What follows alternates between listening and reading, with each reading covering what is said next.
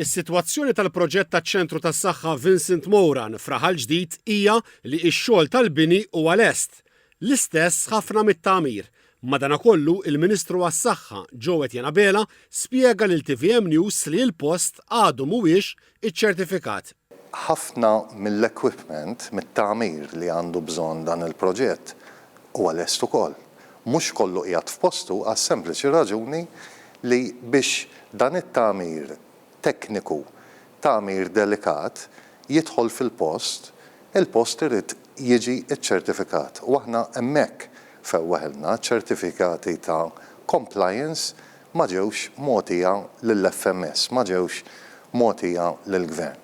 Issa dik hija xi ħaġa għalina inaċċettabbli. Spjega li ċ-ċertifikazzjoni meħtieġa titratta x-xogħol li sar fuq fost l-oħrajn, is-sistemi tal-elettriku, it-tagħmir ta' kontra nirien, l-aspetti tas-saħħa u s-sigurtà u l-gassijiet mediċi li jintużaw għall-operazzjonijiet. Il qudiem hija li issa l-FMS tibda tikkontratta subcontractors separati mill-kontratt eżistenti biex dawn iċ-ċertifikati ta' compliance jiġu. F'dan l-isfond spjega li l-Gvern iddeċieda li jittermina l-kuntratt li kellu mal-kuntrattur responsabbli mill-proġett li għandu lan iservi ta' ċentru reġjonali tas-saħħa. Aħna rridu li l-pazjent li fl-aħħar mill-aħħar ħallas għal dan il-proġett għandu jinqeda.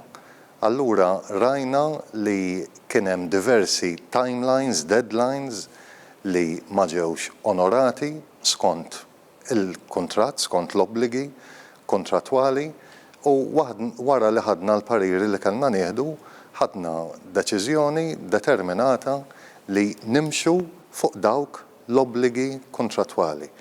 Nwaqfu il-kontratt u nimxu il-qudiem. Il-Ministru Joe Janabela qal li l-Ministeru u l-Fondazzjoni għas-Servizzi Mediċi esploraw kull triq possibbli biex jevitaw li jaslu sawn u fiċ-ċentru tad-deċiżjoni kien hemm il-pazjent li qal ħallas għal dan il-proġett u ma jistax ikun li jiġi rikattat. Mistoqsi jekk il-Fondazzjoni għas-Servizzi Mediċi ħarġitx multi fil-konfront tal-kontrattur, il-Ministru wieġeb li l-penali ilhom għaddejjin brata ta' aktar minn 3,000 euro kuljum u issa qabżu iż-2 miljuni. Żied jgħid li dwar dan hemm nuqqas taqbil u l-kwistjoni qiegħda fi stadju ta' arbitraġġ.